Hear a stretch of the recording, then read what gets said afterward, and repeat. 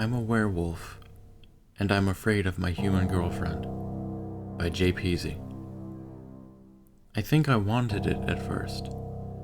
Being a werewolf was such a chaotic, wild experience, constantly hanging on the edge of control, staring into the chasm of instinct and impulse, seeing how long I could teeter on the border of insanity. Melissa represented caution, discipline, and control. It had been like a sigh of relief, a release from responsibility to be on a metaphorical leash. She grounded me, policed me, made sure I kept my nose clean. It started out self-imposed. I chose to stay in for the nights, chose to stay human. I couldn't let her find out about my condition.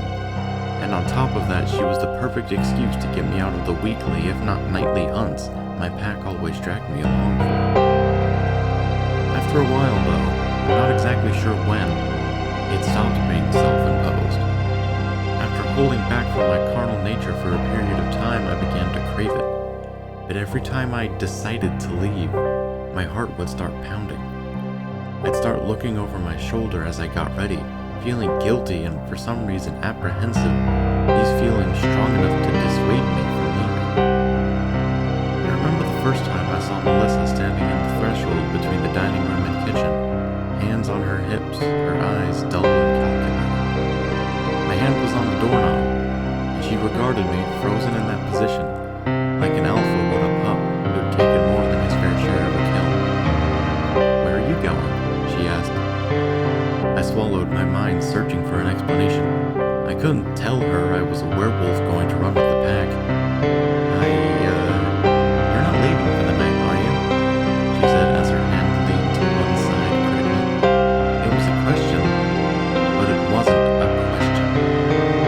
I turned my head aside, my heart beating heavily in my chest. For a moment, indignation rose in me. I was a werewolf, a terrifying beast of the night. How dare this mere human instill such fear in me? My eyes happened to glance out the window, and I saw the empty trash bin still sitting down at the end of the driveway. Relief flooded through me, and before I could think about what I was saying, I spoke. "Of course not.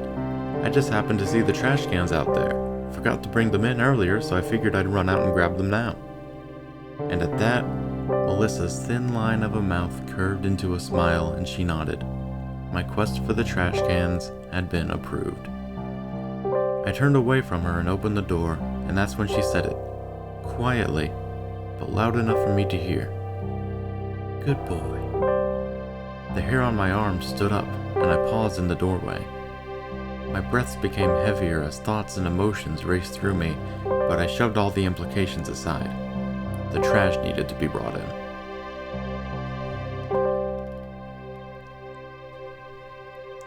That was a few weeks ago, and now the leash feels more like a noose. Every rebellious thought I have, every time I try to pull away, I feel this closing grip around my throat, as pulling away only tightened the knot. Eventually, however, the need to leave, to run, and to hunt was left so long unsated it grew to match the feelings that held me back. Over the course of a few days, I built up the courage to confront Melissa, and on the night I told my pack I'd joined them, I approached her. I opened the door to the basement, and the rattling sound of the washing machine bounced up the stairwell to my ears. I swallowed and descended. The basement was unfinished, and Melissa stood on the concrete floor in front of the washer and dryer, two stunning white pieces of machinery in an otherwise gray and brown basement. A single incandescent light bulb with a pull string hung over Melissa's head like a one-dimensional halo, casting hard shadows around the room. I reached the bottom of the stairs and waited. She was finishing setting up the dryer to run, and I didn't want to interrupt her. Finally, the dryer hummed to life, joining the running washing machine in a chorus of mechanical crumbles and clicks. Melissa heaved a basket of clean laundry up to rest on her hip, and she turned. "Oh, Terry, did you need something?" My voice caught in my throat, and I stared at her dumbly for a few moments. Her eyes narrowed at me, and a shiver ran down my spine. "Is something the matter?" I cleared my throat and steeled myself. "Some friends of mine are going out for the night, and I'd like to..." I stopped as the noose tightened. Melissa's face hadn't changed, but somehow it had. Her gaze burned into me. I could almost feel my skin peeling and curling from the heat.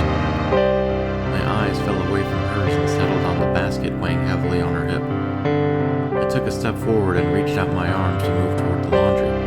Here, let me take that. I can carry it upstairs, so... My voice trailed off as Melissa made no movement to allow me to take custody of the laundry basket. She just held her piercing gaze on me. Some friends of yours are going out for the night, and you'd like to... She echoed, using my exact tone until she curled the end of it into a question. My head dipped submissively, but I pressed on. I'd like to... I swallowed and furrowed my brow. No, my words could not be a question or a request. I raised my head to meet her gaze. I'm going to head out with the... And you're telling me this at 9:30 at night? She asked sharply. My gut twisted. Well, I didn't mean to wait so long. I just... time got away from me. Here, let me take that laundry. I didn't think we had anything planned for this evening, so I didn't even think to mention it until now. I rattled off as I reached again for the basket hanging on her hip. Again, she made no move to hand it to me. Upstairs, she stated, her voice terrifyingly devoid of emotion. My entire body tensed up. I didn't move. Melissa stepped around me and started up the stairs, her footstep heavy with the weight of the laundry she lugged along. I listened to her ascend, but heard her stop at the top of the stairs. The floor creaked as she turned to regard me. Come. My feet moved without thinking. My head stayed down. I traipsed up the stairs behind her and followed her as she walked into the living room and sat down on the couch. She sat the basket down in front of her and then patted the seat beside her. I moved to it and sat. Help me fold this laundry. Since you've been staying here, I've got double the amount I usually do. After this, I've got 2 more loads coming, though. My voice came out quietly. Last time I tried to help you, told me I was folding things the wrong way. And now you know the right way, she stated cheerfully. I felt a heat begin to rise in my chest. You just want me to help so I can't go out. Silence hung in the room like a fog. Melissa said nothing, so I stood up. Down, she ordered. My body listened almost instinctively, and that made me angry. I let out a snarl and faced her, my heart pounding in my chest. You do not order me around like that. I will not tolerate it anymore. Melissa turned her icy cold glare to me, and it took everything I had not to falter. I said, down, she repeated. My lips peeled back in furious grimace, baring my teeth. Who do you think you are? Melissa's lip twitched, and then her mouth creased into a frown. Don't push it, she warned me. I laughed, incredulously. Don't push it? You've been pushing me around for weeks. I'm going out tonight, whether you like it or not. I stormed off toward the front door. Terry?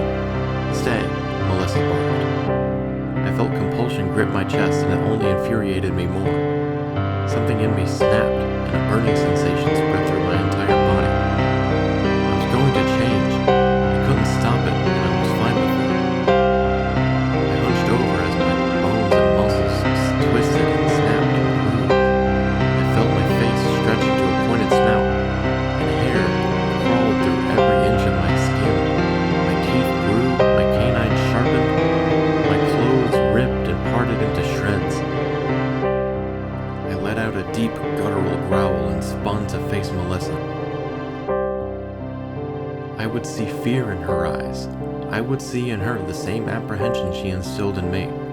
I reveled in the thought of her shrinking away, terrified of my true form, but the woman was doing no such thing. Slowly she rose and stepped away from the couch, regarding me with something like disappointment and perhaps a bit of pity.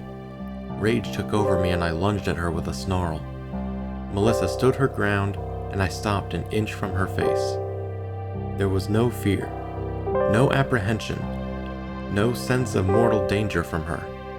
I was several feet taller than her in my true form, and yet somehow she looked down on me. Her shape didn't change, but in my head she grew. She grew bigger than me, and she was stronger than me. That's what her eyes said. That's what her posture told me, and I could not bring myself to argue.